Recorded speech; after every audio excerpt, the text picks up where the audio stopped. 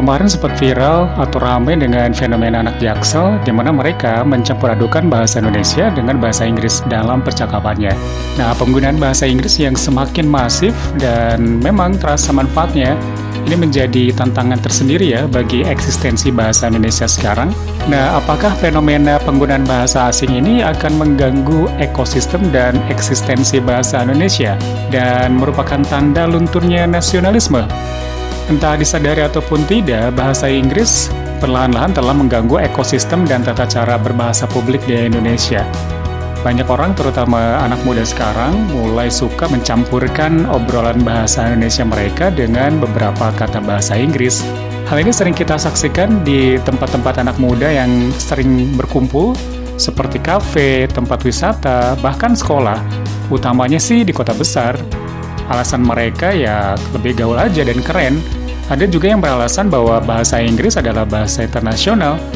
Dan ada juga yang beralasan penggunaan bahasa campuran seperti ini dinilai memang sulit dihindari karena kondisi lingkungannya seperti Jakarta, Batam, dan Bali kan tempat wisata ya, jadi banyak turis yang datang.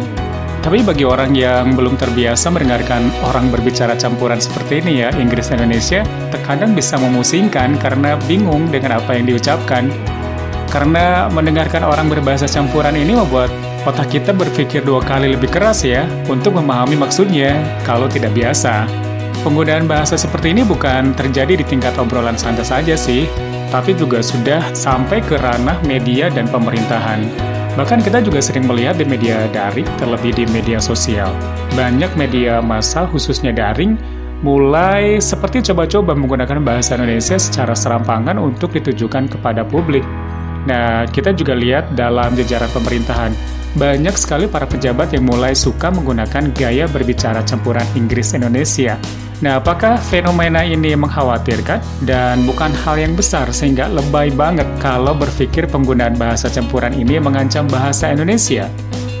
Menurut pakar linguistik Universitas Indonesia, Bernadette Kushartanti, fenomena bahasa ini merupakan sebuah resiko dari adanya kontak bahasa. Hal ini tidak bisa dihindari karena memang ada interaksi setiap bahasa. Ada bahasa Inggris, bahasa Arab, bahasa Korea, bahasa gaul, dan macam-macam bahasa lainnya yang membuat perkembangan bahasa ini tidak bisa dihindari. Menurutnya, hal ini bukan sebuah ancaman yang mengkhawatirkan.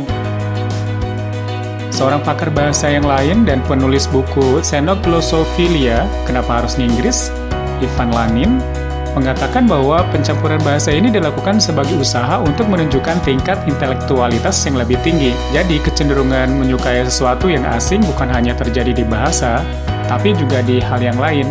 Dengan bicara dicampur, mereka berusaha menunjukkan tingkat intelektualitas yang lebih tinggi.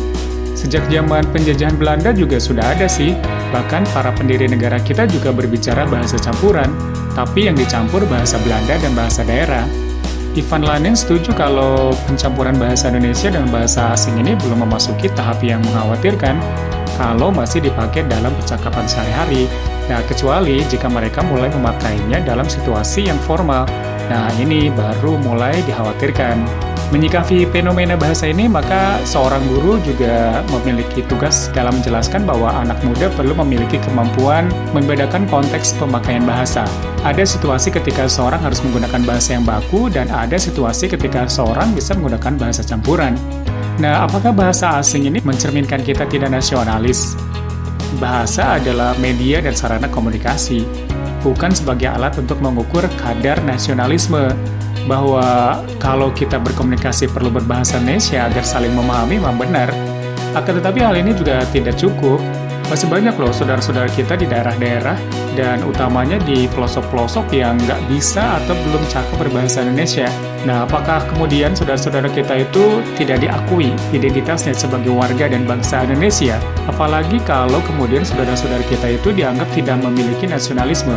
Dengan demikian, kemampuan atau ekspresi berbahasa dan nasionalisme adalah 2 hal yang berbeda. Nasionalisme adalah semangat, gairah, satu karakter yang terkait dengan bagaimana kita mencintai dan bangga menjadi warga dan bangsa Indonesia. Di samping itu, kapasitas bahasa Indonesia juga bukan bahasa yang telah berkembang maksimal dengan jumlah kosakata 127 ribuan dibanding bahasa Inggris yang memiliki lebih dari 1 juta kosakata. Maka banyak hal tidak terakomodasi oleh bahasa Indonesia. Jadi alternatifnya ya sebagian perlu meminjam bahasa Inggris, bahkan sebagian yang lain memakai bahasa-bahasa lokal atau bahasa ibu. Bahasa Inggris dikenal sebagai bahasa yang paling banyak menyerap bahasa asing, dan dengan cepat diklaim sebagai bahasa Inggris. Dengan demikian, Indonesia nggak perlu ragu lagi menyerap kosakata sebanyak-banyaknya untuk segera diindonesiakan dan diklaim sebagai bahasa Indonesia. Dengan pertambahan bahasa di Kamus Besar Bahasa Indonesia atau KBBI sekitar 1000-an kata per tahun, tentu perkembangan dan kapasitas bahasa Indonesia ini sedikit lambat, masih terpaksa memakai bahasa yang dianggap bahasa asing, karena mungkin belum ada di dalam KBBI. Namun, kebiasaan mencampur adukan bahasa ini seharusnya sih dijadikan renungan juga sih ya. Jika sudah terlanjur menjadi kebiasaan, ini akan sulit dipulihkan lagi nantinya.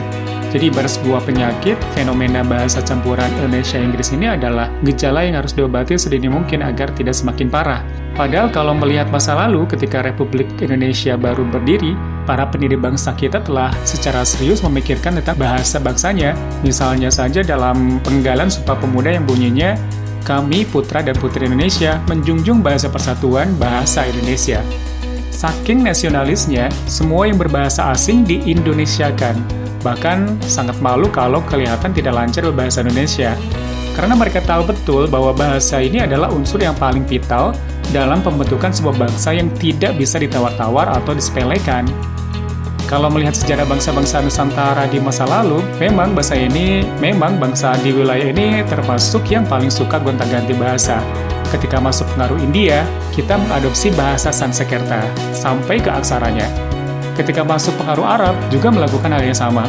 Ketika masuk pengaruh Eropa, kita juga mengadopsi aksara Romawi. Sedangkan untuk bahasanya masih memakai punya sendiri, setidaknya di Indonesia. Ketika Indonesia berdiri, semua suku bangsa di dalamnya diminta totalitas mengadopsi bahasa Melayu yang sekarang menjadi bahasa Indonesia. Sekarang setelah memasuki era digital dan informasi, haruskah bangsa yang baru 77 tahun ini mengadopsi bahasa baru lagi demi kelihatan internasional?